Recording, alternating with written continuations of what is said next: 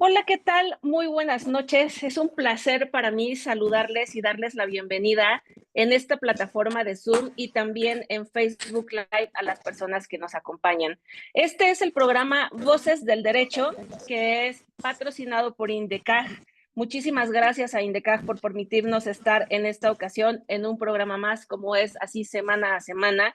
Y es que, aunque tengamos el gusto de estar, como le he dicho ya una vez a la semana con ustedes en este programa de Voces del Derecho, eh, es muy importante, estamos muy contentos hoy en casa porque tenemos un programa muy especial. Fíjense que en esta ocasión hemos titulado a este programa Conversatorio sobre la problemática actual acerca de la prisión preventiva, con la visión y análisis del caso Daniel García Rodríguez contra México, con la visión de un juzgador.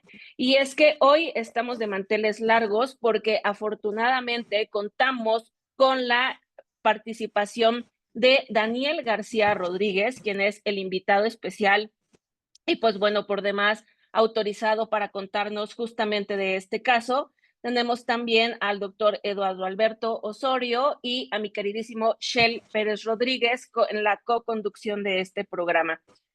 Sean bienvenidos todos, estaremos muy atentos en los comentarios que ustedes, comentarios o preguntas, cualquier inquietud que ustedes decidan plantear a través de la plataforma de Facebook Live. Y muchísimas gracias, también estamos a nada de abarrotar la plataforma de Zoom porque estamos muchísimas personas conectadas, así que también estaremos muy pendientes de las inquietudes que ustedes tengan. Y fíjense que la dinámica de esta noche es que al inicio podamos ir escuchando un poco los planteamientos de nuestro queridísimo doctor Osorio y de nuestro querido Daniel también, para luego poder ir dirigiendo las preguntas que ustedes tengan. Así que, Shell, muy buenas noches, ¿cómo estás? Buenas noches, maestra Alma. Pues es un honor otra vez estar aquí con ustedes, como cada miércoles. Para mí, este programa, como lo comentas, me tilda de dos invitados especiales, desde el aspecto personal y también jurídico, con la visión de un juzgador, el maestro Osorio. Lo admiro muchísimo, también a don Daniel. Gracias por la aceptación de este programa, gracias a la comunidad jurídica y también es un gran tema. Si me lo permites, me gustaría lanzarle una primera pregunta al maestro Osorio, de donde, ¿cuál ha sido o cuál es la problemática actual que existe de la prisión preventiva oficiosa? ¿Dónde nos encontramos en este momento?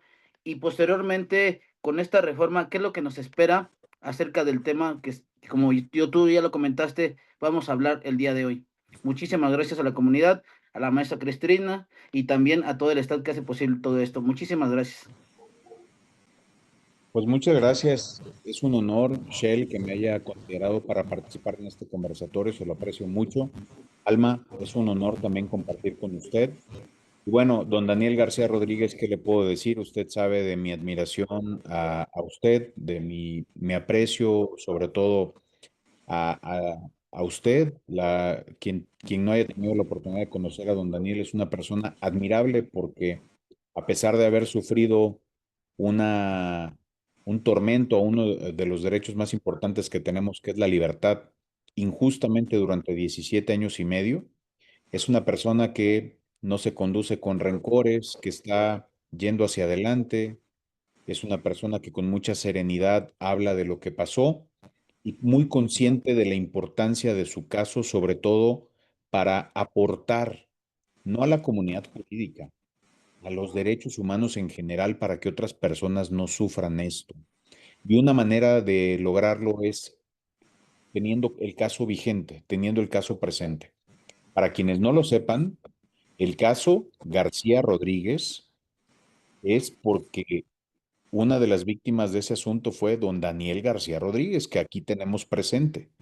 Los apellidos García Rodríguez son por don Daniel García Rodríguez y Reyes Alpizar Ortiz, víctimas declaradas así internacionalmente por la Corte Interamericana de Derechos Humanos, sido una figura jurídica que México, por los pactos que ha firmado, se comprometió a eliminar. Y sin embargo, México no solo no la ha eliminado, sino México tiene una tendencia a incrementar los casos en los cuales procede la prisión preventiva, en franca contravención a las sentencias del árbitro que también México se comprometió a acatar. Imagínense que México ha decidido jugar en el torneo internacional de la Conca Champions, ¿no? De la Conca, y dice, bueno, pues ahí hay un árbitro y el árbitro pita y México no para. Pero si México dijo, oigan, yo quiero jugar en ese terreno internacional, y por tanto México reconoció la autoridad de ese árbitro, pues eso pasa en el sistema interamericano. México se adhirió voluntariamente a la Convención Americana sobre Derechos Humanos, al Pacto Internacional de Derechos Civiles y Políticos, a la Convención de Viena. Y además México en 1998 dijo, reconozco la jurisdicción contenciosa de ese árbitro internacional, es decir, reconozco a la Corte Interamericana como quien tiene la última palabra en ese sistema. Y sin embargo no lo hemos acatado. Señores, yo creo que el principal problema en el que estamos hoy, porque desafortunadamente con esta reforma, abominable reforma de 31 de diciembre de 2024, que no hizo más que ponerle subtítulos a un mensaje que ya había, señores, no hay nada nuevo. Aquellos que dicen, es que ahora ya los jueces, no es cierto. No dice nada nuevo, dice lo mismo que decía, pero con subtítulos, porque nada más le agregó el constituyente. Se tiene que aplicar esto literalmente. Y aquí también decimos muchos. Y ya no se puede interpretar. Por favor, leamos con detenimiento, atendiendo a la literalidad que dice el propio precepto. Si nosotros nos preguntáramos, Alma, Shell, demás colegas abogados, que aquí veo algunos exalumnos, con mucho gusto saludo a don Héctor, Magda, don Felipe, Flor. ¿Cuántos métodos de interpretación hay? Podríamos decir sistemático, histórico, gramatical, interpretación conforme. Y la Constitución dice, se prohíben interpretaciones análoga y extensiva. Entonces, si atendemos a su literalidad, prohíbe solo dos métodos de interpretación. No prohíbe interpretación conforme, no prohíbe histórica, no prohíbe gramatical, no prohíbe pro persona, no puede prohibir pro persona porque está en la propia Constitución vigente en el artículo 1. Así que esto que decimos ya prohibió interpretar no es cierto. Prohibió dos métodos de interpretación. Pero en tema de derechos humanos, señores, las antinomias, es decir, las distintas regulaciones sobre un derecho humano no se resuelven con los métodos tradicionales de solución de antinomias. Una antinomia, don Daniel García, es un conflicto de leyes en el mismo tiempo y espacio. Y esto nosotros lo aprendimos a resolver con ley posterior de lo anterior, ley especial sobre la particular, pero en tema de derechos humanos no, porque el constituyente dijo, en materia de derechos humanos, tienes que establecer o decantarte por la interpretación que más favorezca a la persona. Y la interpretación que más favorece a la persona, principio pro persona, es aquella que maximiza el ejercicio de un derecho o la que restringe más a una autoridad para entrometerse con ese derecho. Y además aquí, pues ya para concluir esta pequeña intervención, quiero enfatizar algo, porque yo lo seguía escuchando en audiencias hasta los últimos días en los que me retiré del servicio público. Te dicen los fiscales, señor, hay supremacía de la Constitución porque lo dijo la Corte en la contradicción de tesis 293-2011. ¿Me permite compartir pantalla, Shell? Aquí está. Yo solamente quisiera que leyéramos la propia contradicción de tesis 293 en su página 51. Y dice, las normas de derechos humanos contenidas en tratados internacionales y en la Constitución no se relacionan jerárquicamente entre sí. Una vez que un tratado se ha incorporado al orden jurídico, las normas de derechos humanos que éste contenga se integran al catálogo de derechos que funcionan como un parámetro de regularidad constitucional, de tal suerte que esas normas, es decir, las de derechos humanos de los tratados, no pueden contravenir el principio de supremacía constitucional, porque precisamente forman parte del conjunto normativo respecto del cual se predica la supremacía. Entonces, yo quisiera que me digan aquellos que sostienen que la Corte dijo que en la 293 se dijo que hay supremacía de la Constitución, ¿dónde está? Señores, las tesis son, si hablamos de películas, como la reseña de una película. pero la película es la que da el verdadero contenido. Nosotros nos las pasamos diciendo que la contradicción de tesis 293 dice algo porque leímos una tesis, una reseña, una ficha informativa de la sentencia. Pero la sentencia dice lo contrario a lo que decimos. No hay supremacía de los derechos humanos de la Constitución en tema de derechos humanos. Siempre expongo este ejemplo.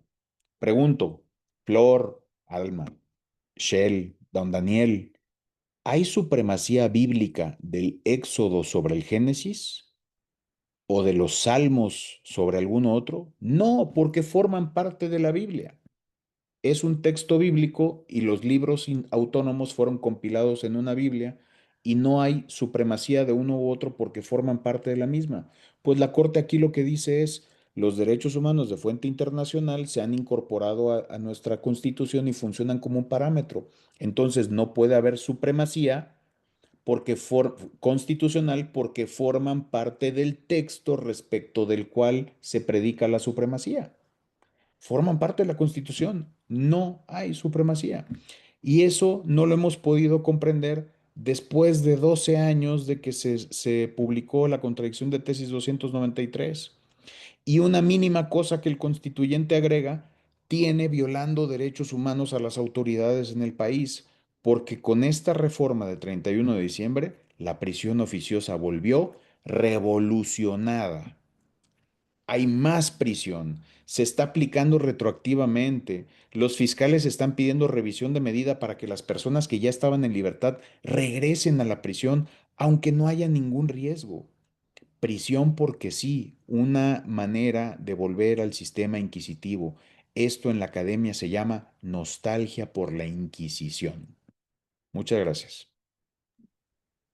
Gracias, doctor Osorio, por esta primera aproximación que usted lo ha dicho por demás elegante, con nostalgia por por la Inquisición, pero creo que al rato cuando yo me vaya aprendiendo más con este tema, yo me atrevería a denominarle de una manera distinta. Y es que justamente en este discurso sistemático que las fiscalías tienen por estar exigiendo prisión preventiva y que, como usted comenta, se abuse tanto de esta figura. A mí me parecería muy importante también, o bueno, he leído, perdón, hago este preámbulo porque he leído estos estudios que se hacen a nivel estadístico en nuestro país, a donde se pregunta a las personas que no son conocedoras de derecho, a lo mejor como nosotros en esta plataforma, sobre su sensación en el ámbito de la justicia. Y lamentablemente tenemos un gran sector de nuestra población que erróneamente cree que es mejor que las personas estén en prisión. Pero justamente aquellas personas que creen eso, me parece es porque podrían estar como muy alejados de esa realidad y podríamos identificar, eh, por ejemplo, cuántas personas tenemos en México que están siendo aún procesadas, ni siquiera tienen una sentencia y que llevan muchos años en prisión preventiva dentro de ese proceso. Y es que justamente de eso, y para citar el caso de nuestro estimado Daniel García, el invitado también especial de esta noche, es que su caso llega a la Corte Interamericana de Derechos Humanos en el año 2021, cuando se acusa al Estado mexicano de violar múltiples derechos, tales como la libertad personal, el debido proceso, la integridad, la presunción de inocencia, y evidentemente este es un caso de uso prolongado injustificado de arraigo y de prisión preventiva. Eso es lo que tenemos en los datos serios, formales, de cómo llega este caso también a la Corte Interamericana, pero nos encantaría, don Daniel, que usted nos pudiera contar, por favor, desde su óptica particular, cómo ha sido, pues me imagino, este viacrucis, ¿no? De lo que usted vivió y del por qué justamente este asunto llega a la Corte y ahora tenemos, pues como se dice coloquialmente, muchas barbas que remojar, mucho que repensar por las violaciones que se tienen hacia las personas en este tipo de casos. Por favor, don Daniel.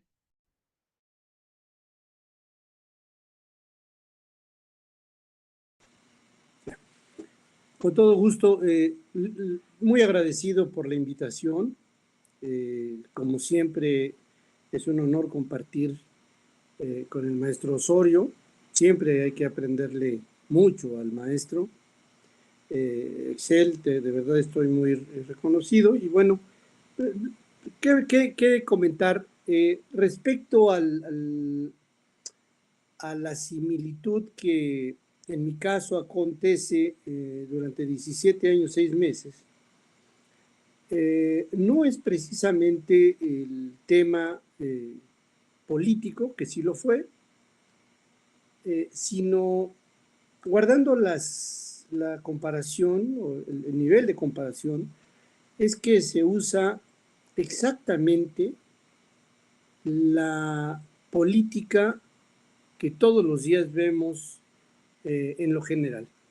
En mi caso era urgente que la Fiscalía se aferrara a su versión, como lo hacen los casos más emblemáticos de este país.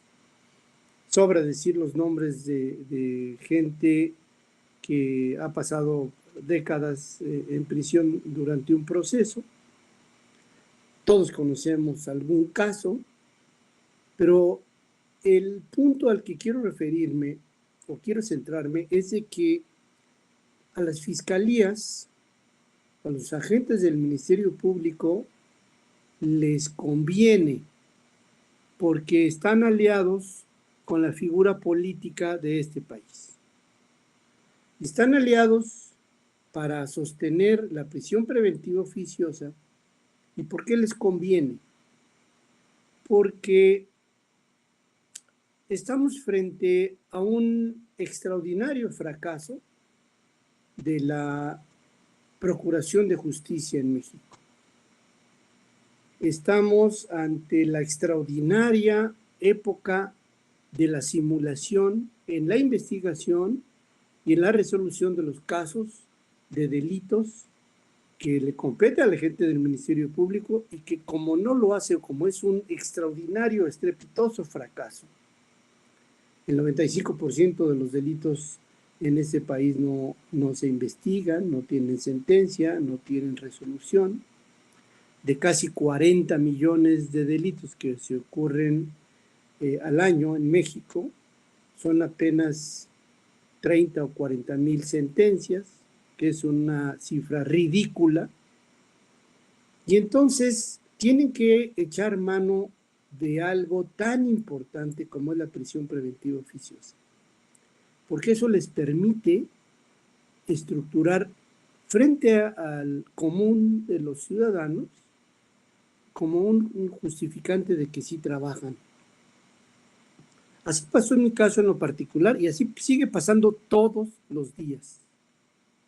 Todos los días la Fiscalía simula y genera presión para que sigan habiendo los mismos presos, los mismos detenidos en las cárceles, porque no tiene de otra forma de justificar su ridículo y pésimo trabajo. Eso es en términos generales. Yo lo viví en carne propia. No, me generaba una inexplicable sorpresa cada vez que yo quería solicitar, no sé, la exclusión de pruebas ilícitas, la revisión de la propia prisión preventiva, que los rotundos no, a pesar de que yo tuviera la razón, me significaba una incógnita o una pared en donde no alcanzaba a comprender cuáles eran las razones. La razón es esa. La razón es que el poder de la Fiscalía no puede darse el lujo de fracasar, o no públicamente. Pero esto me dará oportunidad de comentar o de ampliar un poco más adelante.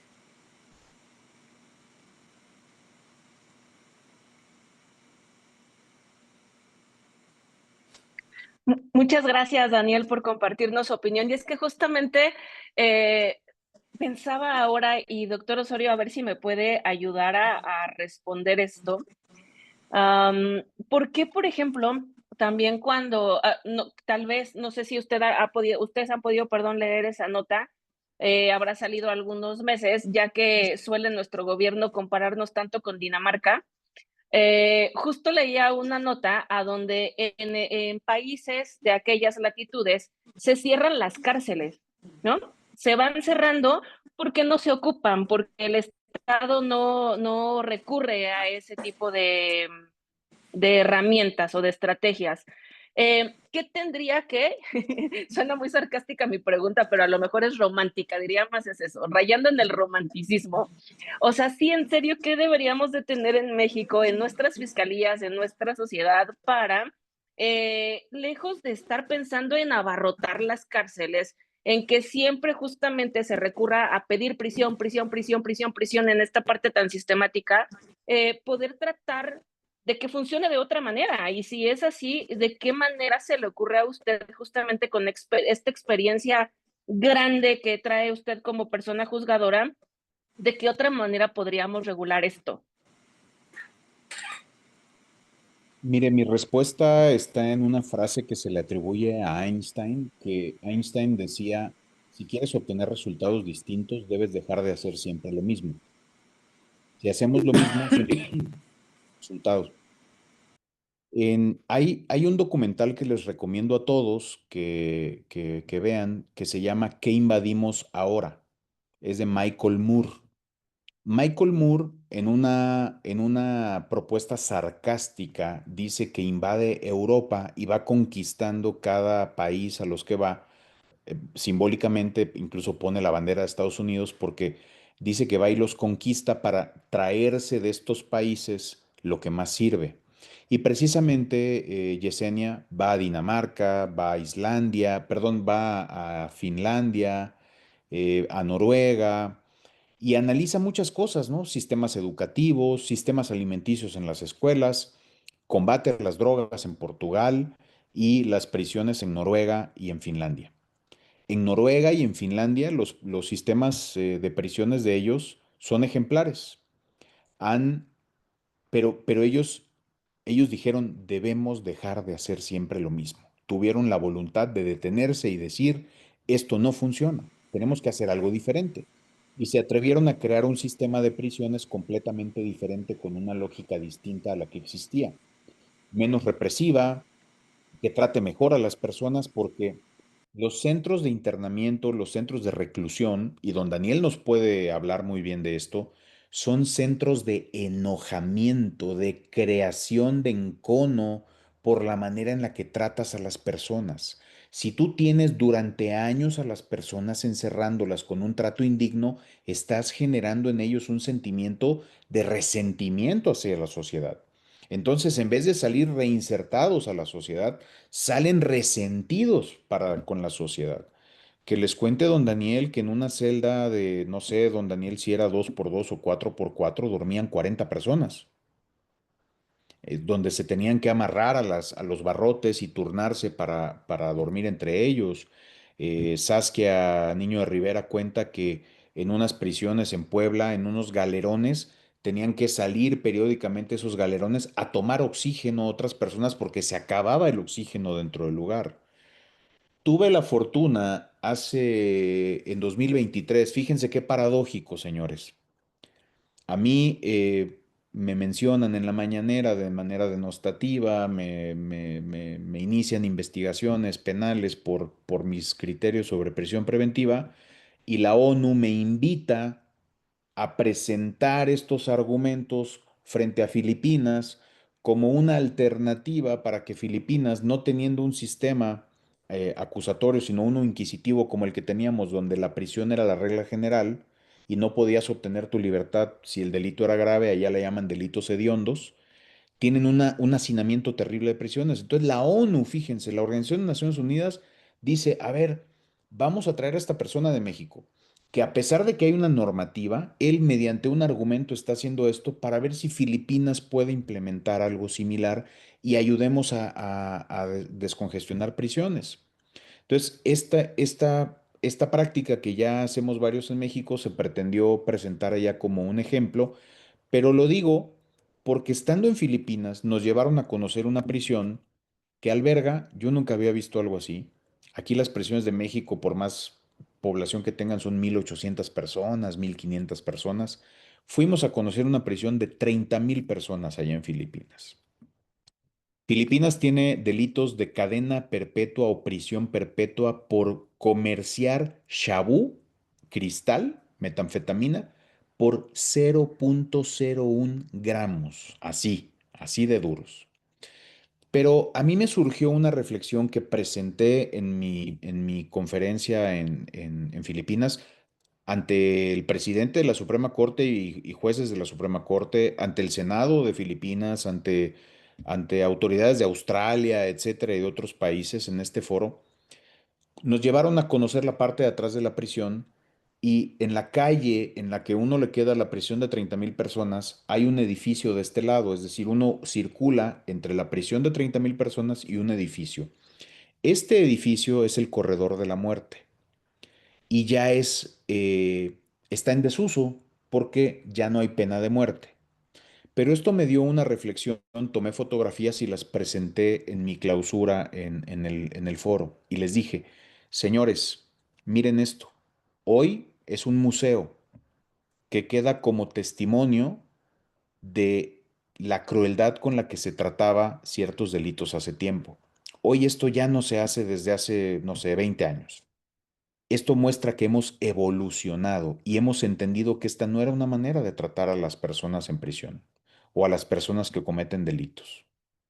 ¿En qué momento vamos a evolucionar y entender que la forma en la que lo estamos haciendo ahora es indigna? ¿Por qué nos tenemos que esperar 20 años para hacer algo que nos está mostrando el presente? Que las formas que en algún momento se justificaron, hoy las entendemos como prácticas inusitadas, prácticas bárbaras, ¿no? Pues pasa lo mismo con la prisión preventiva. ¿En qué momento vamos a entender que tratar a las personas en prisión que todavía no han sido vencidas su presunción de inocencia, en realidad les estamos tratando como delincuentes? El artículo 155 del Código Nacional dice en su último párrafo que las medidas cautelares, ojo, no habla ahí de la prisión oficiosa, pero dice las medidas cautelares no pueden ser usadas como medio para obtener un reconocimiento de culpabilidad o sanción penal anticipada. La prisión preventiva es una pena anticipada. Porque dicen que hiciste esto, te voy a poner en la situación de sanción. Y además, señores, está sirviendo como medio para obtener un reconocimiento de culpabilidad porque las personas en prisión hacen lo que sea para recuperar su libertad.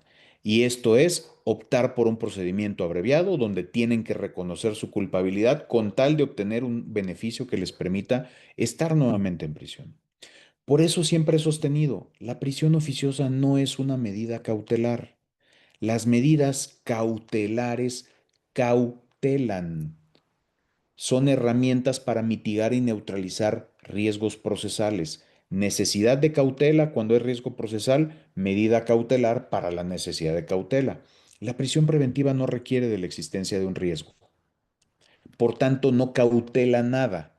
No tiene como propósito mitigar ni neutralizar riesgos. No requiere de la existencia de un riesgo para existir. Por eso no es una medida cautelar. Y está claro, es muy benéfica para el Estado porque yo utilizando esta herramienta obtengo una falsa efectividad y la efectividad es, si yo sigo midiendo la efectividad de un sistema de justicia en las condenas que obtiene una fiscalía, pues entonces, mientras más condenas yo obtenga, alimento el falso mensaje de que soy más efectivo. La efectividad no está en las condenas, más en un modelo de justicia de corte adversarial donde tenemos soluciones alternas, terminación anticipada, donde no todo es la prisión. Y tenemos un sistema de reinserción social reformado desde 2011, párrafo segundo del artículo 18, que se cambió de un modelo de readaptación a reinserción, que en realidad no funciona. Cambiamos de palabras y no de enfoque ni de sistema. Entonces, señores, a nosotros nos corresponde verdaderamente generar el cambio. Las leyes no transforman la realidad la transformamos nosotros. Y hasta que estemos dispuestos a hacer cosas distintas, vamos a obtener resultados distintos. Vean ese documental que les comenté. Portugal tenía un enorme problema de delitos relacionados con narcotráfico, ¿no? Con drogas. ¿Saben qué decisión tomó? No voy a perseguir ningún delito por drogas. Y se acabaron los delitos por drogas de alguna manera, ¿no? Ahí vean el documental. El tema de prisión, prisiones abiertas, gente cocinando su propia comida, pudiendo salir, en fin, son ideas diferentes, pero que han dado resultados.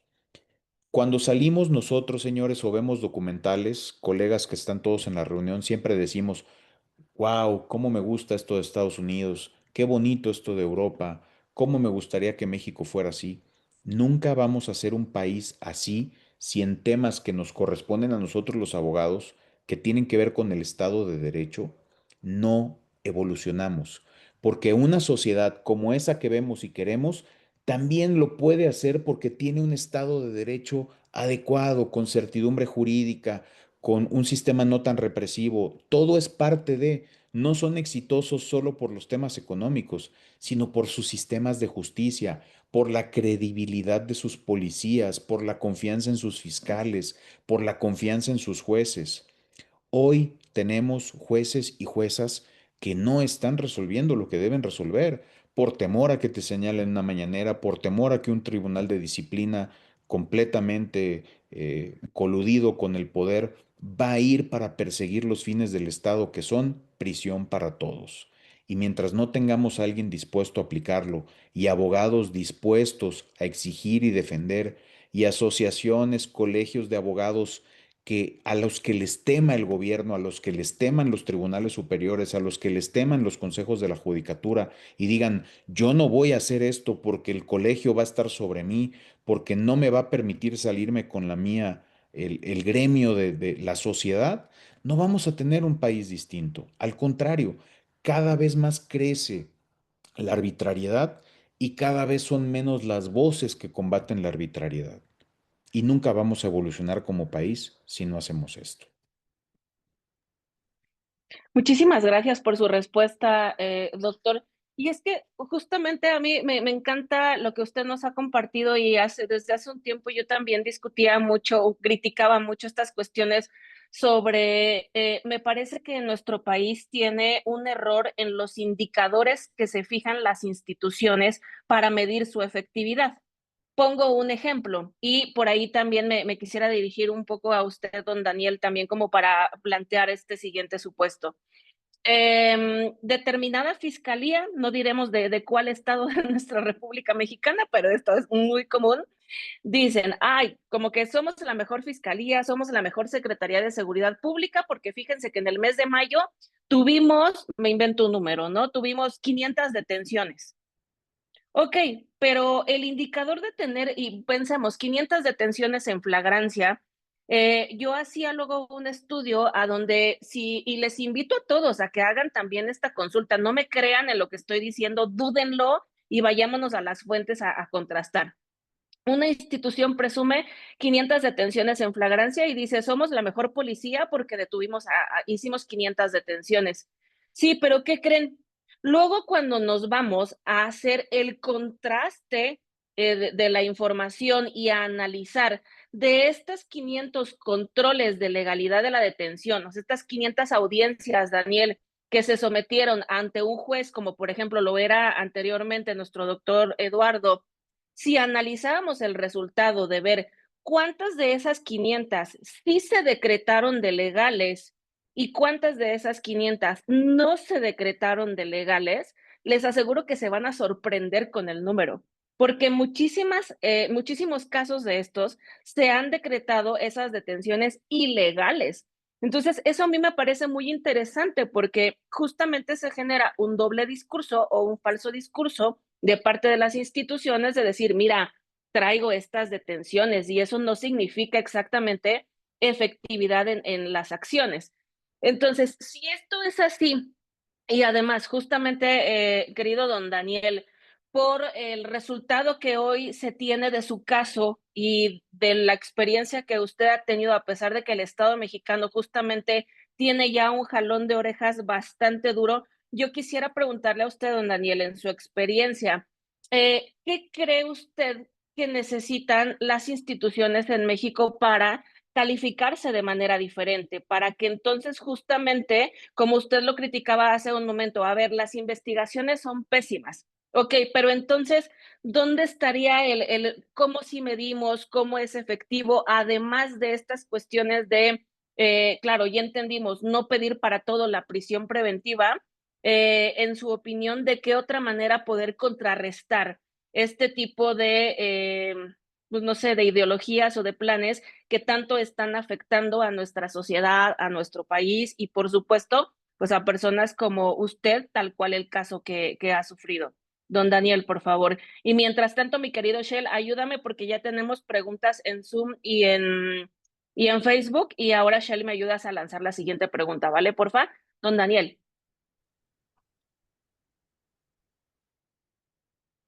En lo que abre micrófono, don Daniel, ya les puse la liga a la información del Y en Facebook, documental que y les ahora Shell me comento ayudas ahí a lanzar la siguiente pregunta, en el ¿vale? chat. Porfa. Don Daniel. Saludos, gracias. Yo me quedé sin escucharles, lo estoy escuchando por Facebook. ¿Ustedes sí me escuchan? Sí, don Daniel. Tampoco sé si me escuchan porque no les escucho nada, pero ¿ustedes sí me oyen? Nosotros sí lo escuchamos. ¿Cómo saber si me están escuchando? Sí le escuchamos muy bien. Mire. ¿Cómo saber si me están escuchando? Sí le escuchamos muy bien. Ok. Sí, yo no les escucho, pero les estoy escuchando por Facebook.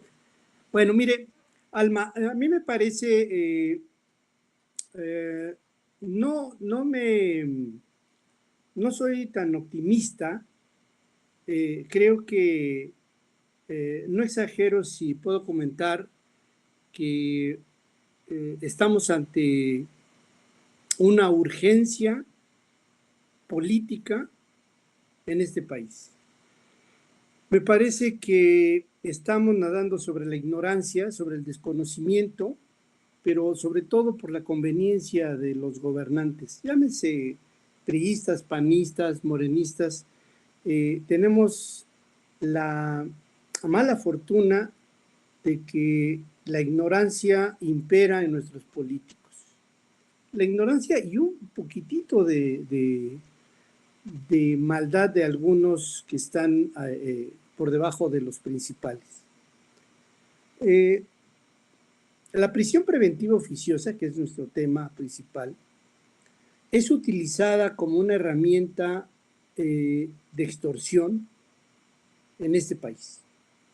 Todos sabemos, de los que estamos aquí presentes o quienes están haciéndonos favor de escucharnos, que el primer piso de la búsqueda de justicia en México es la barandilla del Ministerio Público.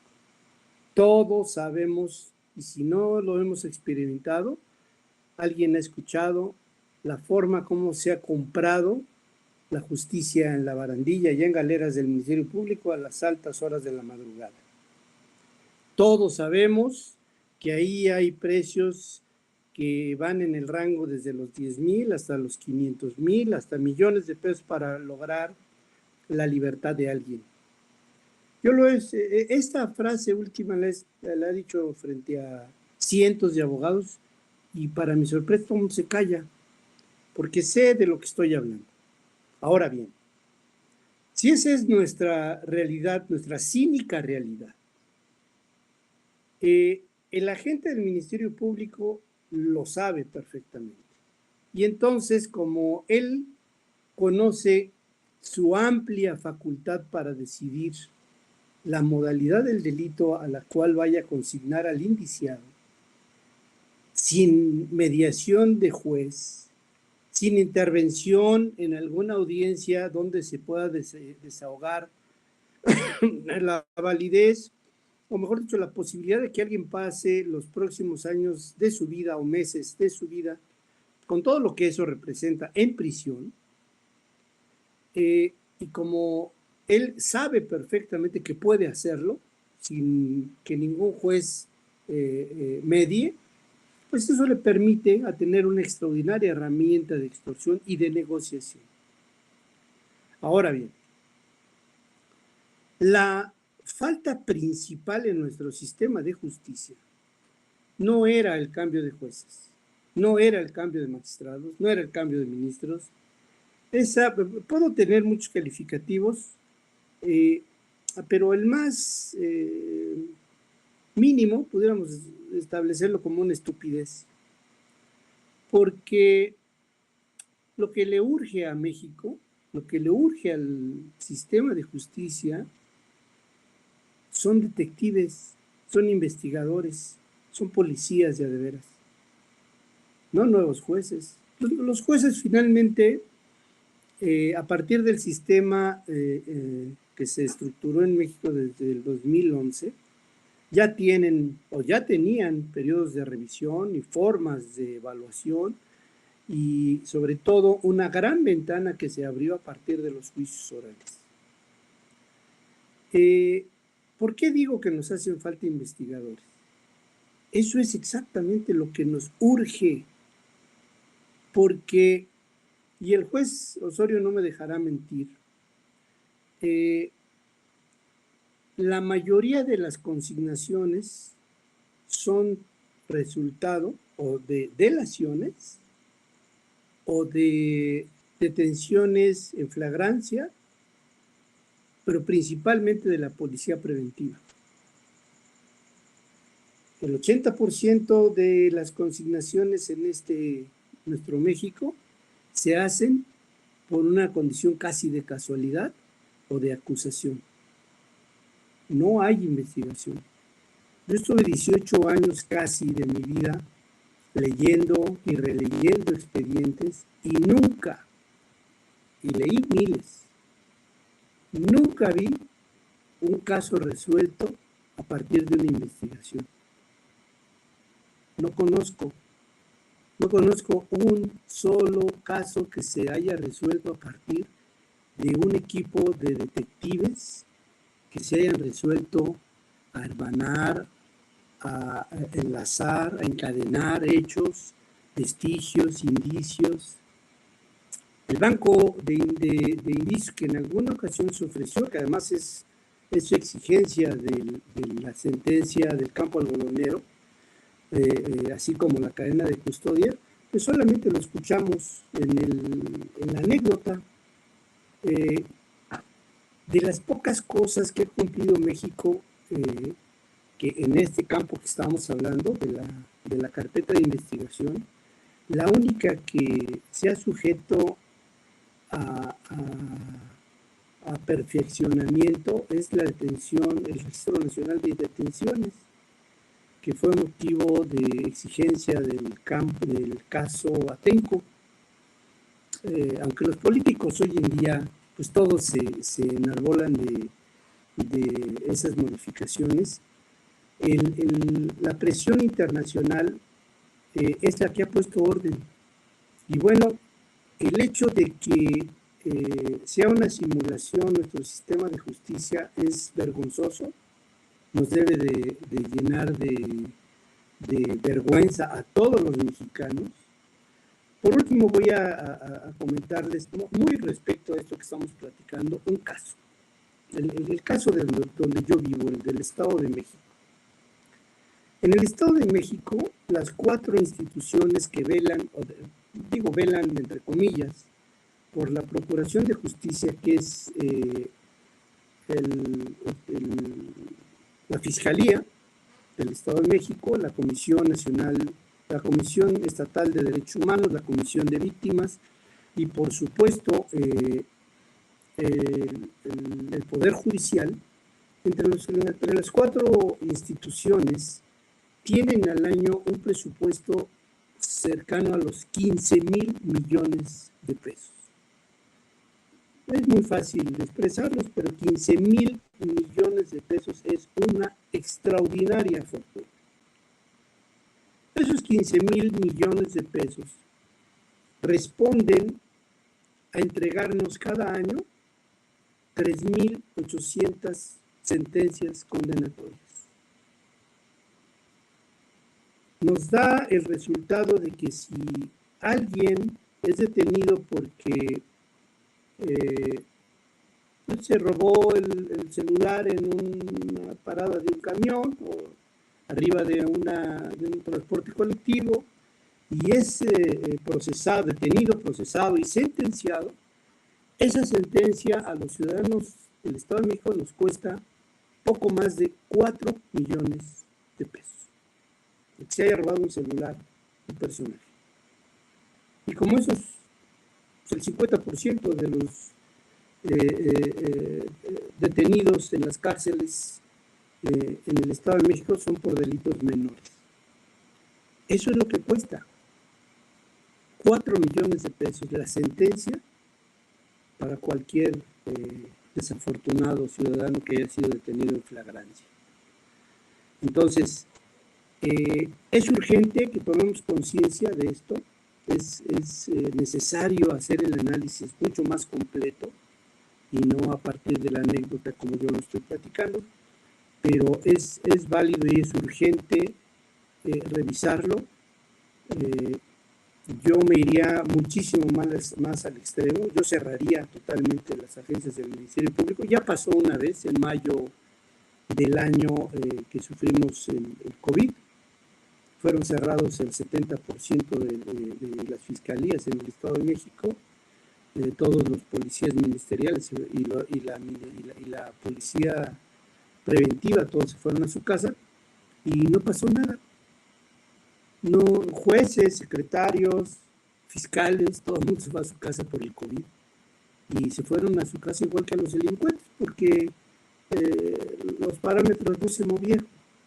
Y entonces no nos va a pasar nada si resolvemos hacer una revolución en la justicia más que la simulación esta que acabamos de vivir.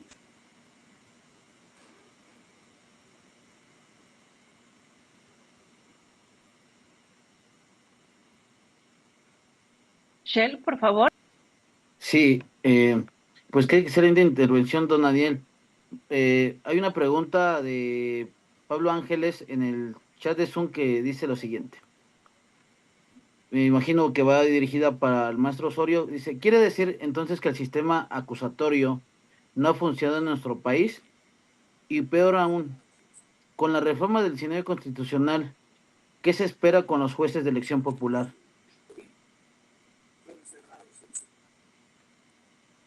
Pues mire, no tengo la autoridad de decir qué se espera, pero no me imagino que algo bueno, porque si ya con jueces que no son de elección popular, con jueces que se supone que somos de carrera, la prisión volvió remasterizada porque pensamos que hay algo nuevo en el 19 cuando no tiene nada nuevo y decimos que no se puede interpretar cuando no dice que no se puede interpretar, cuando no usamos el pro persona, pues yo creo que con personas que no tienen cuando menos la experiencia que tienen los jueces que hoy están en funciones, pues se podría esperar todavía un panorama peor. Y si el sistema no ha funcionado, no ha funcionado. No ha funcionado porque nunca hemos estado dispuestos a operarlo al 100%. Desafortunadamente, hemos echado a andar con nuestras mismas lógicas e inercias inquisitivas un sistema acusatorio al que también oral le ponemos muchas prácticas escritas, ¿no? Escriturizamos escriturizamos sí la mayoría de lo que podemos, tenemos resistencias a aplicar sus figuras, los abreviados se están ofreciendo con márgenes de reducción superiores al tercio, las penas se están aumentando cada vez más, entonces sacas del espectro de los delitos que pueden tener un beneficio y por tanto te conviene un abreviado. Hay un proceso inflacionario del derecho penal. El derecho penal es de mínima intervención, es decir, el derecho penal debe intervenir a regular eh, aspectos de la vida cuando otras ramas del Estado no pudieron hacerlo con efectividad. Sin embargo, no se hace así. En México se recurre de inmediato al sistema penal para corregir cosas. Zaffaroni dice irónicamente, pongamos pongamos el cáncer como delito, ¿no? Porque queremos resolver todo poniéndolo como delito. Así lo dice don Eugenio Raúl Zaffaroni en sus pláticas. Eh, y como tenemos una reforma penal que no armonizó los códigos sustantivos, pues no se pueden lograr algunas metas del proceso penal. Por ejemplo, la terminación anticipada. El procedimiento abreviado requiere para su éxito que la sentencia que tú obtengas te permita gozar de un beneficio.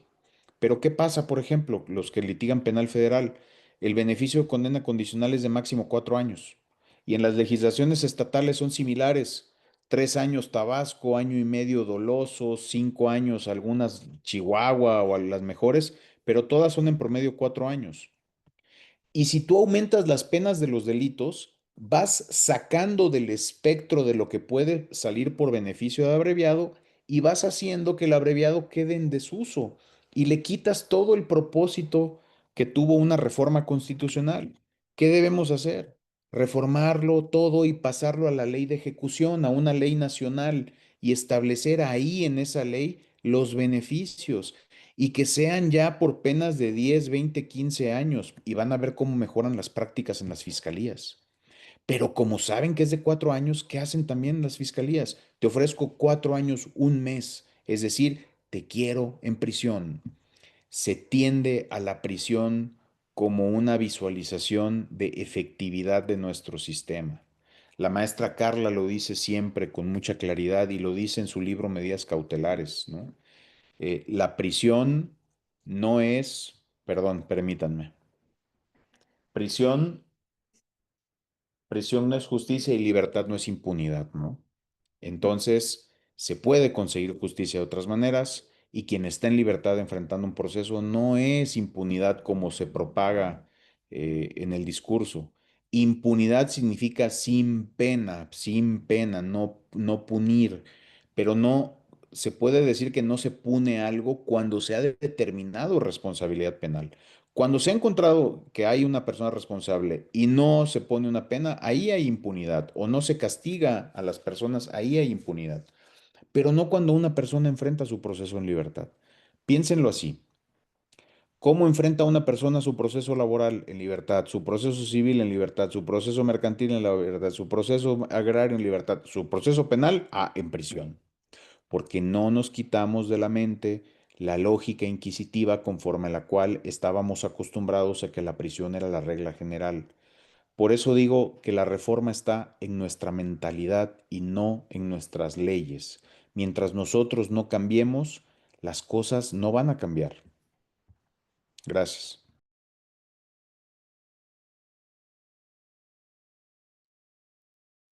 Shell, ayúdanos a lanzar la siguiente pregunta, por favor.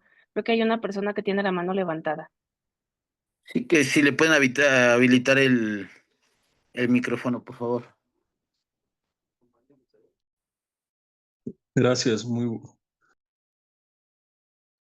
Adelante.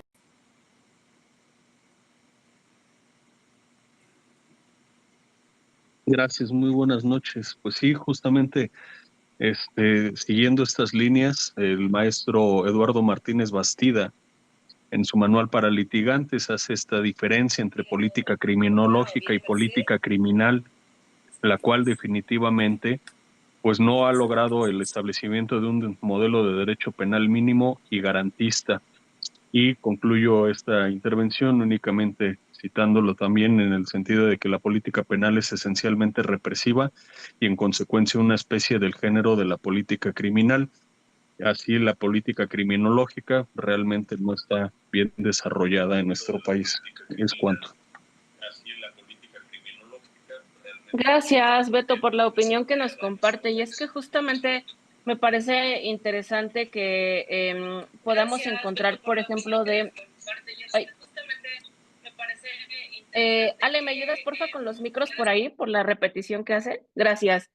Por ejemplo, Javier de la Cruz en nuestro chat de Zoom comenta, perdón, Juan Carlos Salazar comenta justamente la pena que provoca el hecho de que existan casos como el de don Daniel y estos casos a donde justamente la sociedad mexicana no tenga credibilidad en nuestras instituciones.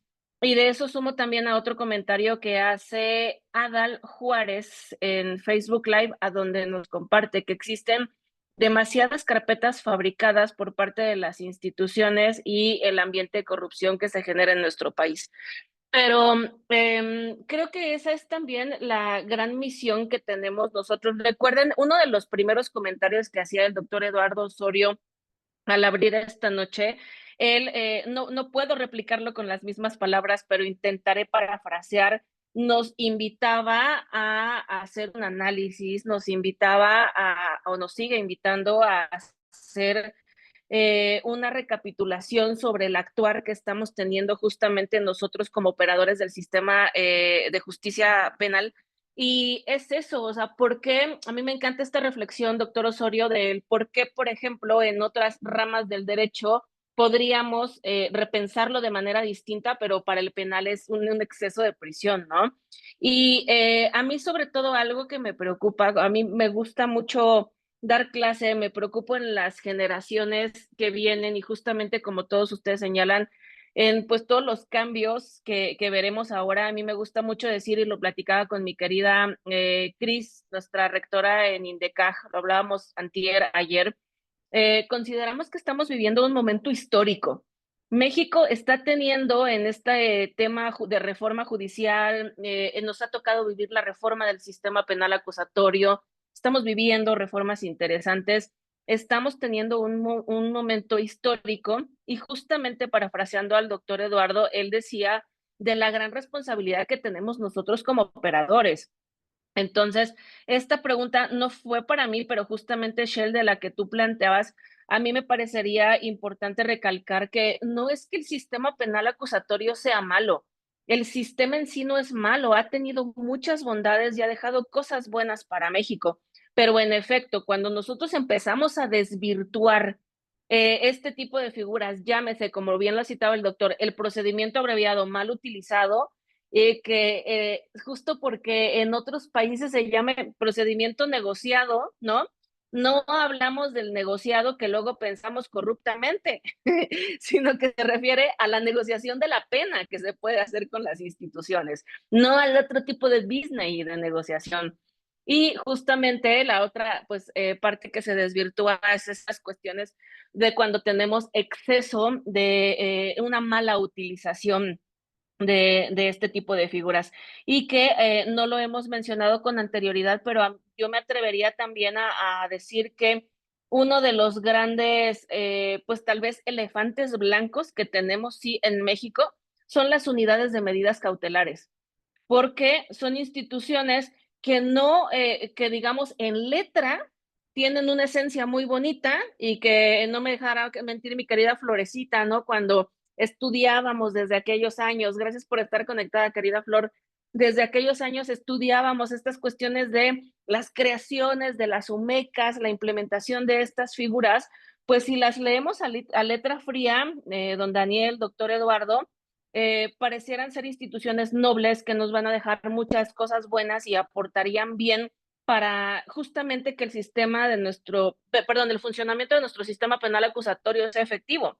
Pero cuando realmente sí tenemos unidades de medidas cautelares que sí analicen bien los riesgos, que sí investiguen bien a las personas, como bien decía don Daniel, ¿no? Que se hagan adecuadas investigaciones y a mí me parece que no solamente en cuanto a la identificación del nivel de participación o responsabilidad del sujeto activo, sino también hacer una adecuada investigación de las personas para sobre de ello sugerir, ¿no? Hago mi dictamen como unidad de medida cautelar y entonces te puedo sugerir cuál es, justo como mencionaba el doctor Osorio hace un momento, una medida cautelar que sea proporcional al caso en el que se tiene.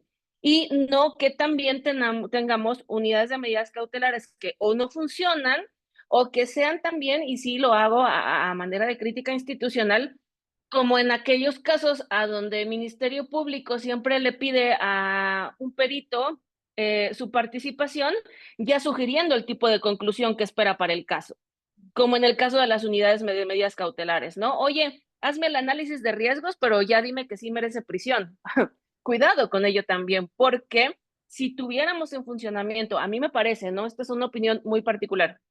Si tuviéramos en idóneo funcionamiento este tipo de instituciones también, pues, bueno, y si lo hiciéramos bien, si lo trabajáramos bien, tal vez otros resultados podríamos tener. En ese sentido, Shell, ayúdanos por favor también a identificar qué otras preguntas existen para nuestros invitados y poderlas canalizar a ellos. Ayúdame, amigo. Sí, pues me parece un comentario, bueno, voy a leer los comentarios que están y las preguntas que realizan. Dice, el problema es el efecto corruptor. Tanto el inquisitivo como el oral son funcionales. El fracaso consiste que en los operadores jurídicos del sistema, o coincide que en los operadores jurídicos del sistema. Pues como lo comenta el maestro Osorio, ¿no? Yo me quedo con esa idea que nos hizo saber de que nos unamos como comunidad jurídica, como gremio, como colegio de abogados, partiendo desde la impartición de justicia, la administración como abogados los litigantes, ¿no? Pues también dice, lo genera Aníbal. Javier de la Cruz Peralta dice, las unidades de medidas cautelares están descuidadas, no tienen recursos, así como harán un buen trabajo. Y también Alberto Pérez, tenemos un gran problema con el sistema de justicia. Estoy de acuerdo en que todos tenemos la oportunidad de iniciar nuestra carrera judicial, pero me preocupa que el hecho de tener jueces inexpertos. Esos son todos los comentarios, maestra Alma.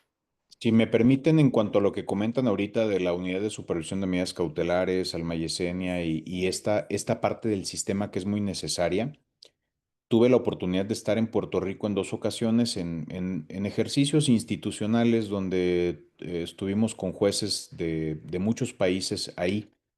Estuvimos con los oficiales de, ay, ¿cómo se le llama allá? De probation, ¿no? De probatoria, ¿no? La libertad probatoria. Ellos también se encargan de hacer análisis de medidas cautelares, pero que las personas que están en libertad, bajo libertad condicional, el símil nuestro del beneficio, fíjense, ellos nos decían, o sea, son autoridades verdaderamente comprometidas con esto, son también agentes de seguridad, o sea, son policías, pero con una visión, por ejemplo, volviendo al tema de las prisiones de Finlandia y Noruega, los oficiales de las prisiones normalmente son trabajadores sociales, o sea, tienen ese perfil, se educan en psicología, están interesados desde su función de custodios en ir guiando a las personas hacia la reinserción. En el caso de Puerto Rico, nos contaba el director de este sistema, que ellos se preocupan por recibir a la persona, conocer su contexto, dónde vive, qué causó que se viera involucrado en el proceso penal, le sugieren siempre a las autoridades medidas distintas a la prisión e incluso cuando obtienen su libertad, tienen un sistema integrado por una serie de lugares que reciben para darle trabajo a las personas que están en libertad. Hoy salir en libertad y buscar un trabajo implica un estigma, porque todos te piden antecedentes penales. Y si el propio Estado no se preocupa por tener un pool, un grupo de empresas que estén dispuestas a contratar a las personas que salen del sistema, pues jamás vamos a permitir que sean productivos y que se puedan integrar a la sociedad. Fíjense, allá nos decía el oficial, cuando una persona va a obtener el beneficio de libertad, nosotros tenemos el presupuesto de pagarle un departamento en un lugar distinto, porque si su entorno de la comunidad, su colonia, fue lo que le hace ser proclive a cometer delitos, a juntarse con malas amistades, pues lo sacamos de ese núcleo y le rentamos un lugar en otro lado. Son oficinas que tienen, fíjense, esto nos lo dijo en 2018, un presupuesto anual de 13 millones de dólares. 13 millones de dólares. Comprometidos, porque funciona, por supuesto. Yo me imagino, pregúntense ustedes, ¿qué haría aquí una autoridad de ese tipo con 13 millones de dólares anuales? ¿No? Estamos acostumbrados a no aplicarlos, a verle la caja chica, a hacer cosas distintas, pero si lo aplicáramos como en estos países, tendríamos una mejor sociedad. Insisto, son países mejores, con economías mejores y con cosas ejemplares, no solo por temas económicos, sino por temas sociales, de seguridad jurídica, de justicia, etcétera. Así que yo invitaría a que reflexionemos, a que hagamos esta práctica que hizo Michael Moore de ir a otros lugares y traernos esas cosas.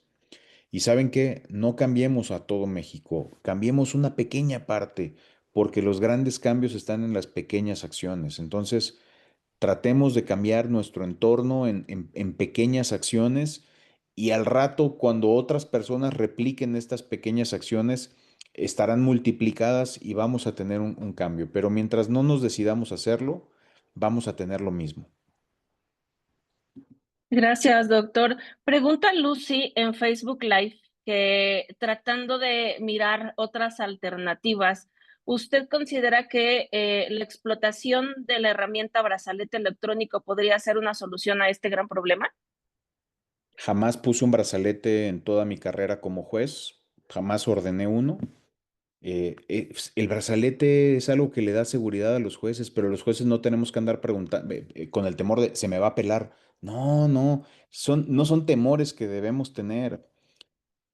Bovino, citando a Binder, dice, si el fiscal es negligente e ineficaz para que con todo su aparato, policía, elementos de investigación, no pueda salvaguardar su investigación más que los daños que puede producir la persona imputada, no se le puede cobrar a la persona imputada y menos cargándole a la factura de su libertad la ineficacia del Estado. Y aquí es, su señoría no vaya a cometer más delitos, que no es una razón de, métalo a prisión. Señoría no vaya a obstaculizar el proceso, métalo a prisión. Señoría no vaya a ir a ver a la víctima, métalo a prisión. No, señor, cuídelo usted. Usted cuide a la víctima, usted cuide la investigación, usted cuide todo, porque usted tiene todos los recursos, tiene policía, tiene investigadores, pero también aquí los jueces fomentamos esto. Tenemos una predisposición a la prisión que con tan poco que nos piden, motivamos la prisión, o luego hay jueces que terminan justificando la prisión cuando los fiscales no la justificaron, ¿no? Jueces fiscales, ¿no? Estos jueces que merecen ir a la posada de las fiscalías los diciembres, ¿no? Y participar en las rifas, etcétera, porque tenemos esta tendencia a ello. Amparo en revisión 1118-2019 de la primera sala, párrafos 85 y 86. El juez no es coadyuvante del Ministerio Público. El juez no tiene por qué perseguir intereses que les corresponden a las partes, pero nos cuesta mucho trabajo serlo y hay un gran porcentaje de jueces y juezas que actúan como coadyuvantes del Ministerio Público y que terminan justificando cosas que perjudican a las personas. El caso duda razonable, la Corte lo dijo, Amparo Directo 4-2022, el Pleno. No hay inferencia sin dubio pro víctima, el estándar es sin dubio pro reo, y por hacer inferencia sin dubio pro víctima se termina supliendo la deficiencia en la queja del Ministerio Público. Es una gran sentencia, pero como el caso de don Daniel, si no estamos haciendo foros, si no estamos haciendo conversatorios, si no provocamos su análisis y estudio, se van a archivar junto con el expediente. Ahí van a estar en un archivo y no van a estar vigentes en el foro, transformando nuestro sistema de justicia como debería ser. Amparo Directo 4-2022 del Pleno y el otro amparo en revisión 1118-2019, párrafos 85 y 86. Fabuloso, doctor. Muchísimas gracias también por estarnos dejando tarea de todas estas fuentes que tenemos que consultar y además leer a completitud también para poder tener pues una opinión más crítica, ¿no? Más analítica respecto de estos temas. Querido Shell, Yo quisiera, estamos... si es posible, Sí. don Daniel que convivió con personas en prisión, ¿quiénes son quienes están en prisión, don Daniel? Porque se van a sorprender. Son chivos expiatorios.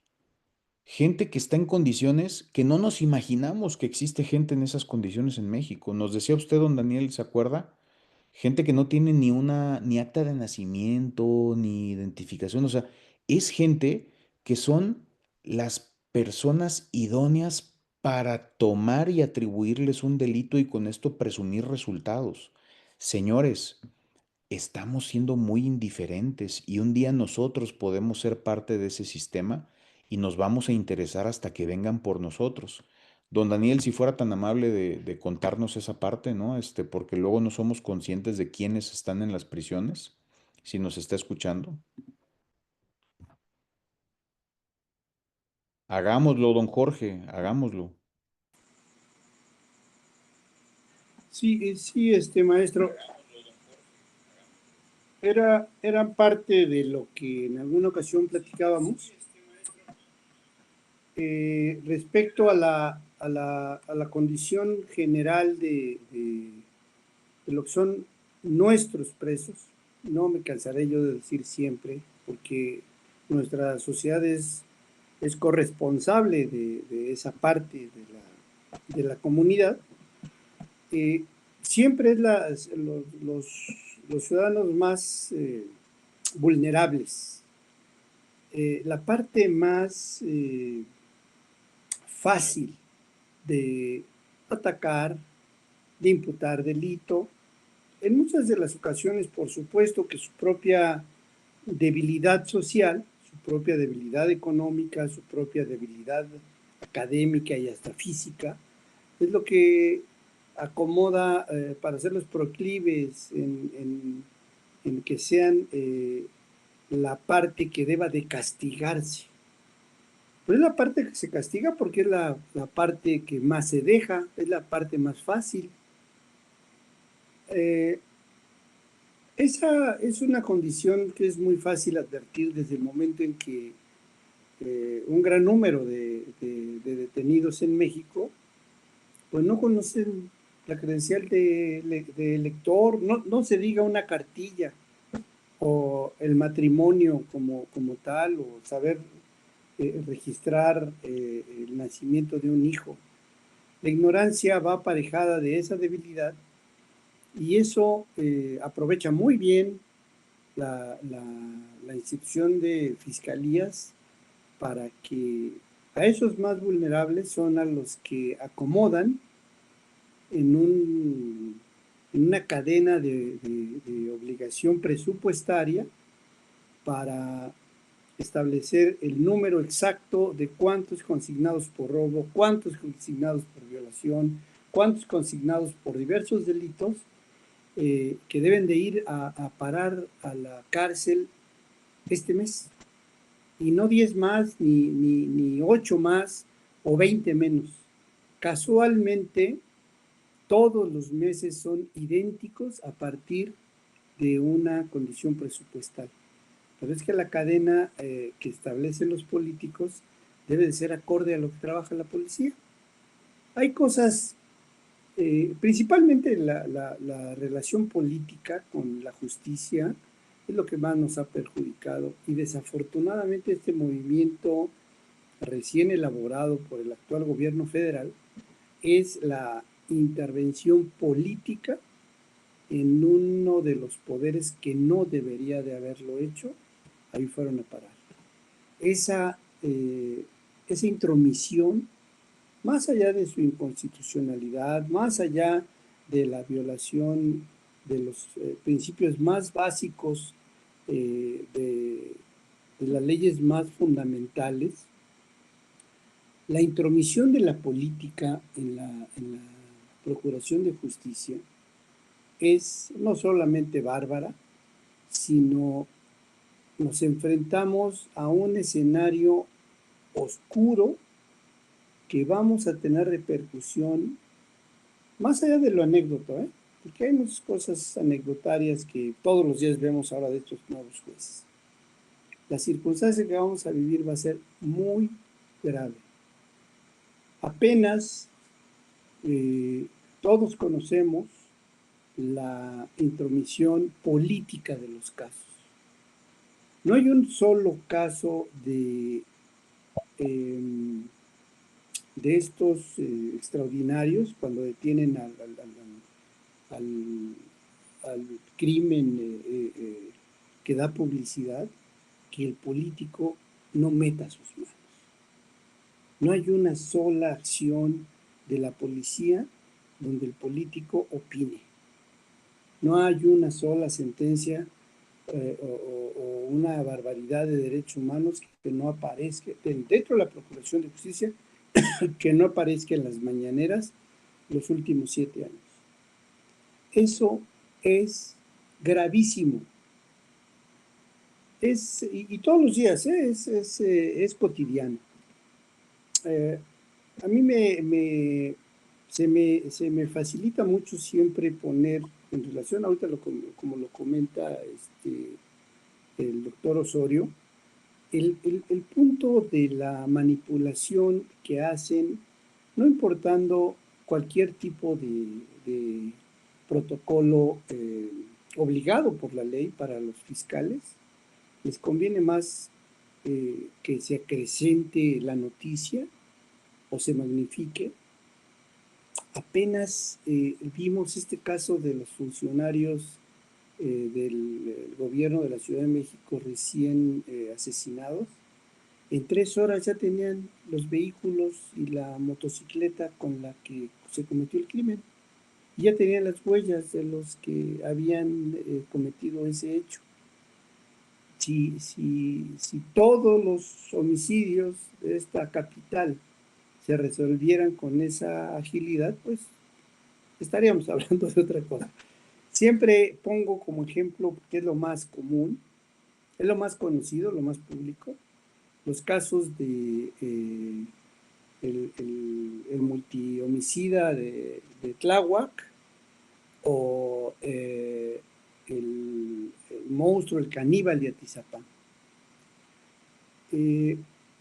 Todos vimos en el momento en que fueron sorprendidos y se advirtió la gravedad de la docena de crímenes que habían cometido en contra de mujeres, en el caso del de Atizapán, al grado de haber comercializado la carne de sus cuerpos. Todos observamos en el momento en que fue pública la detención y en el momento que se estaban llevando a cabo las investigaciones, estas entre comillas, como en una mesa, la Fiscalía del Estado de México, en este caso el fiscal de Tlalnepantla, puso en una mesa muy acomodaditos todos los lápiz labial, unas credenciales de lector, unos zapatos de mujer y todas las cosas que acostumbran las damas de traer en sus bolsas, muy acomodadas. Y igualmente unos tenis, zapatos, vestidos, presumiendo el gran hallazgo de los indicios que daban cuenta de las decenas de personas que habían sido atacadas por este demente, y que aparece el fiscal ahí en la fotografía, donde ya muy puesto y presumiendo su logro de investigación. Para los que más o menos tenemos una idea de estas cosas, el señor fiscal desbarató la investigación a partir de su interés de salir en la televisión o en los medios de comunicación como el gran descubridor del crimen. Porque la cadena de custodia de todos aquellos elementos pues fueron contaminadas y nunca jamás sabremos quién era el propietario de aquel lápiz labial. Todo porque el señor se le ocurre como en los años, eso estamos hablando que era muy común en los años 90, a principios del siglo, cuando los procuradores se tomaban las fotografías frente a los indicios ordenados. En el rancho de Jalisco, acaba de ocurrir eso hace 2 meses, donde se suponía que incineraban a personas. Cuando entraron las madres de familia a irrumpir aquella propiedad, no la Fiscalía del Estado de Jalisco y no la Fiscalía General de la República se atrevieron a acomodar todos los zapatos, tenis, ropas, mochilas, cuadernos, en una forma tan ordenada que daba envidia, pero no es comprensible que la propia Fiscalía, que es la responsable de guardar los indicios, que es la responsable de guardar la cadena de custodia, cometa esa barbaridad para la foto. La investigación para ellos sale sobrando. Esa es la responsabilidad de los políticos y esa es precisamente lo que estos ignorantes, en su afán de ganar votos, en su afán de comprometer cualquier cosa, a modo de seguir en su gobernanza, son capaces. Esas son de las cosas que debemos estar muy al pendiente, ustedes como operadores y por supuesto los jueces, pero sobre todo la ciudadanía. La ciudadanía debe de aprender que estas cosas deben de cuidarse, no deben de politizarse, porque si no vamos a seguir teniendo lo mismo que comentábamos hace un rato, los más débiles a la cárcel y los delincuentes en jauja, porque entonces no nos importa nada si existe la normatividad o el reglamento o la ley secundaria que lo obligue.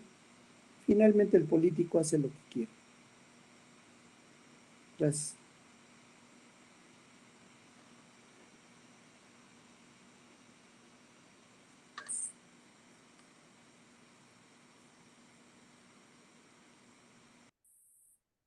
Shell.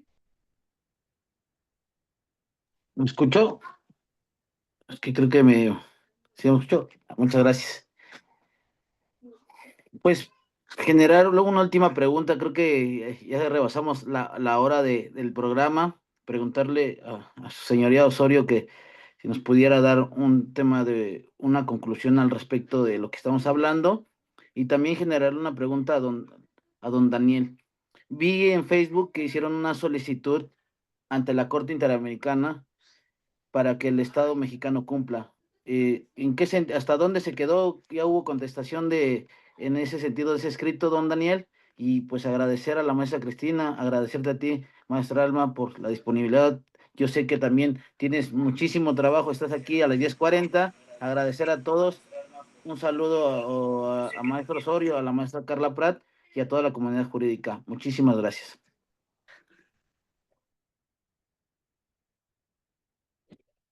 No sé si don Daniel quiera contestar esta pregunta sobre la solicitud de cumplimiento, porque debe estar muy próxima la sentencia.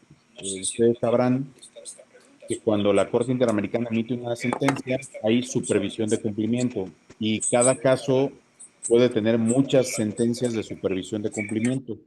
Sepan ustedes que las sentencias de condena contra México solo hay una cumplida, la del caso Castañeda Goodman. Campo Algodonero, todas las demás de condena contra México no han sido cumplidas.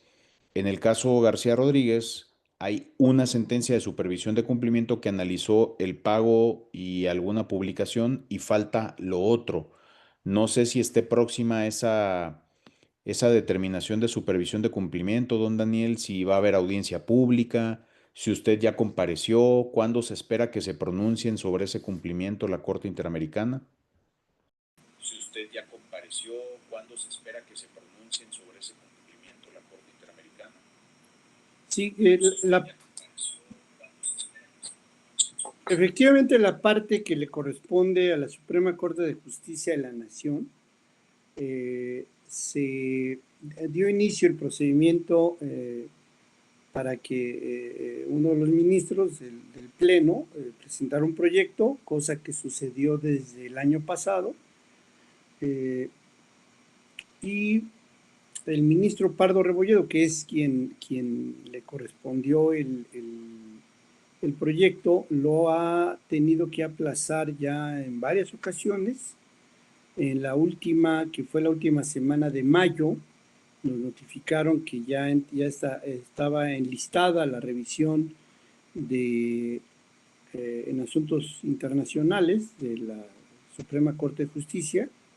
Hasta el día de viernes pasado estaba en el 6º lugar para ser analizada ya esta semana, con el peso de que el Consejo, no el Consejo, sino creo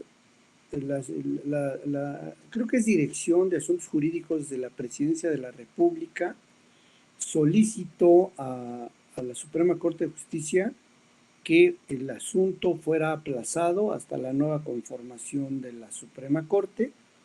Sin embargo, nosotros hemos visitado ya la mitad de los ministros, de los cuales que ya van en retiro, de los cuales están muy animados y que dándole mucho empuje para que salga en esta conformación de este pleno. Y esperemos tener buenas noticias esta semana. Por lo que respecta a la petición que hicimos a Corte Interamericana de Derechos Humanos para solicitar una revisión extraordinaria del incumplimiento de la sentencia del caso García Rodríguez contra México, nos fue respondido también de manera, hasta donde tengo entendido, inédita. La semana pasada nos establecieron que había posibilidades y que estaba en revisión esta desde la presidencia de la Corte Interamericana, la posible petición de audiencia y quizás hasta una visita especial de Corte Interamericana a México para evaluar y solicitar un informe más detallado, porque los informes han estado cumpliéndose por parte del Estado mexicano cada 6 meses, pero bueno, pueden enviar un camión de informes, pero no dice nada respecto a lo más importante, que es el caso del pronunciamiento por parte del Estado para la eliminación del arraigo de la Constitución y, por supuesto, la oficiosidad de la prisión preventiva. Entonces, ese tema nosotros lo impulsamos hace un par de meses. Tenemos respuesta casi favorable. Estaríamos ya en condición quizá de que, al igual que lo ocurrido en el Pleno de la Suprema Corte, estemos a unos días de que la Corte Interamericana tome cartas en el asunto y nos diga que sí va a venir o sí va a citar por lo menos audiencia y va a volver a sentar al banquillo al Estado mexicano a que explique por qué no ha cumplido, si ya el año que se le otorgó para cumplir con la sentencia García Rodríguez no ha resultado como, pues, como se le ordenó. Muchas gracias. Gracias por su respuesta, don Daniel, y además por permitirnos aprender de su caso y compartirnos en esta noche un poquito de lo que usted ha vivido durante este proceso. Doctor Osorio, justamente para poder hacer nuestro cierre respecto a esta participación, sé que hay muchas inquietudes de parte de las personas que nos acompañan en Facebook Live y a otros aquí en la plataforma de Zoom. El doctor se ha dado a la tarea, está pendiente del chat de contestar muy puntual a cada una de las inquietudes que tienen las personas a través de Zoom. Pero por favor, doctor, ¿nos podría ayudar a hacer también algunas conclusiones, algunos pensamientos de cierre respecto de este evento que hemos planeado en primera ocasión y que me parece muy merecidamente más adelante tendríamos que reagendarnos porque hay mucho más de qué hablar? Por favor, doctor. Está apagado su micro, doctor. Una pistola es muy peligrosa, un Está. cuchillo es muy peligroso. Esto es muy peligroso. Con esto puedo matar a cualquier persona. Pero si no la uso, no pasa nada. La prisión está ahí en el 19 constitucional. Si no se solicita y si no se aplica, no pasa nada. Es decir, el daño está cuando aplicamos la prisión. ¿Me explico? Los jueces somos quienes aplicamos la prisión. Si simplemente está ahí sin que los jueces la apliquemos, no habría violación a derechos humanos. Quienes tenemos que tomar conciencia primero somos juezas y jueces mexicanos. Y esto no quiere decir que no vaya a haber nunca prisión en los procesos, porque tenemos la prisión justificable como medida cautelar que si se llega a justificar puede haber prisión.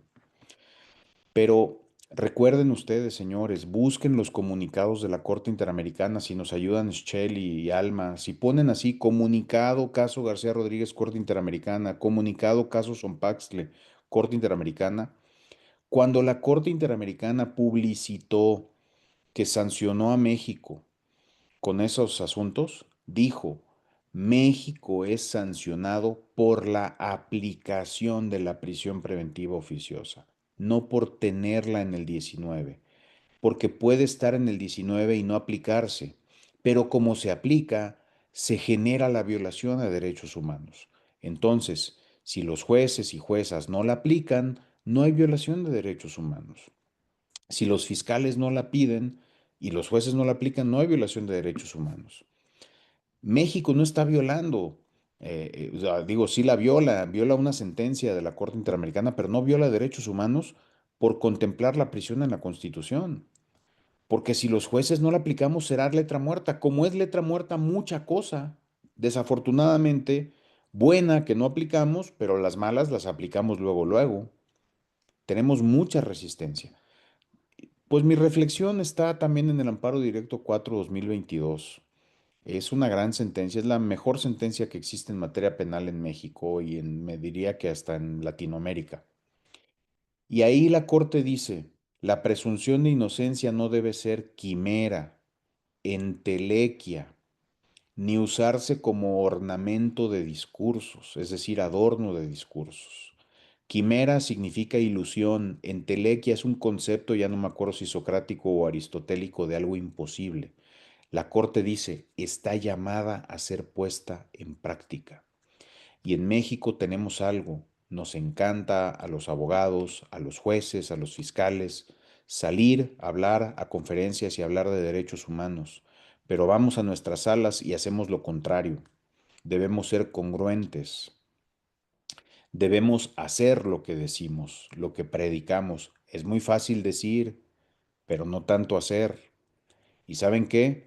Todos sabemos quiénes son juezas y jueces que no se atreven a hacerlo. No piensen que por vestir una toga y porque nos ponemos de pie cuando se meten a una sala o se salen de la sala, hay respeto. Esa es una formalidad que hay que hacer y si no nos llaman la atención. El respeto se lo ganarán verdaderamente cuando actúen y honren su función y honren la toga.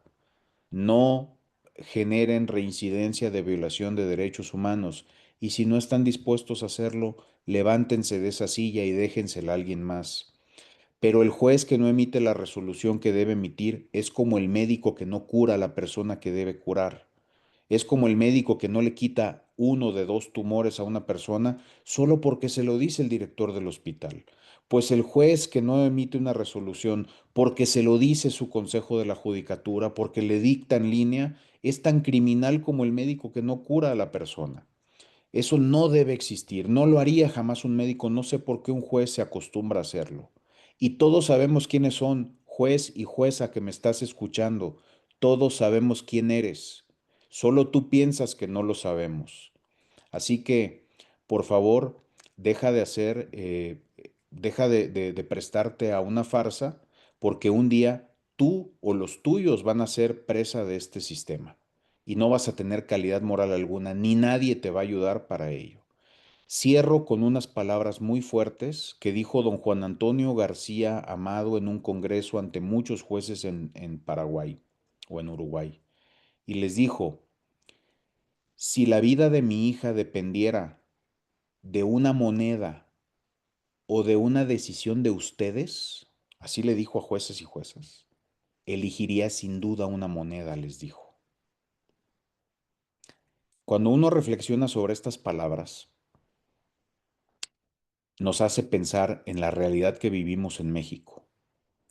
Hay juezas y jueces que en asuntos por línea, por mediáticos, por presiones, nunca van a emitir una decisión que no sea prisión, que no sea orden de aprehensión, que no sea cateo, que no sea condena. Ese juez, mejor que nos permita jugarnos un volado, porque con el volado tendremos cuando menos el 50% de probabilidades de obtener una resolución distinta a la que él sin duda va a emitir o ella va a emitir. No seas ese juez o esa jueza que a las personas que están frente a ti les genera, en vez de escucharte y confiar en ti, que se quieran jugar un volado. La sociedad necesita juezas y jueces de verdad. Gracias. Muchas gracias, doctor Osorio, por estas fuertes conclusiones. Nos ha dejado fríos con el tremendo mensaje que ha compartido y sobre todo muy reflexivo. Don Daniel, muchísimas gracias también por estar con nosotros esta noche y por lo que nos comparte. Gracias a todas las personas que nos acompañan, sobre todo a controles técnicos de INDECAJ, también a la maestra Cristina por permitirnos estar en este espacio. Veo a muchas personas inquietas solicitando al doctor los nombres de los casos que se citaron, han llegado a la Corte Interamericana, el tema de los amparos y estas cuestiones, pero quiero contarles que la grabación de este segmento va a quedar en el perfil de Facebook de INDECAJ. ¿De acuerdo? Es de acceso libre, como ustedes notaron, este es un evento gratuito que mi querido Shell se encarga de luchar con la agenda de nuestros invitados especiales y que justamente gracias al esfuerzo de Shell de poder conseguir a personas tan importantes y de que convencerlos de que acepten para estar con nosotros cada miércoles o cada martes en el programa, justamente esto es posible. No me queda más que invitarlos a que nos ayuden a compartir la grabación de este programa para que se replique, se comparta y llegue a muchas personas para que también tomemos la reflexión y el aprendizaje conducente. Gracias, INDECAJ, gracias, Shell, doctor Eduardo, don Daniel, muchísimas gracias por lo que nos comparten. Sobre todo a las 100 personas, tuvimos una casa llena, qué maravilloso. A las 100 personas que estuvieron conectadas en esta plataforma de Zoom y también a todas las personas que nos acompañaron en Facebook Live. Por último, yo me permito compartir con ustedes estas dos pequeñas reflexiones. La primera es, la prisión preventiva cuando se aplica sin control no es justicia, es castigo anticipado. Y la segunda reflexión es, la justicia no se construye con prisiones llenas, sino con investigaciones sólidas, procesos justos y sentencias legítimas.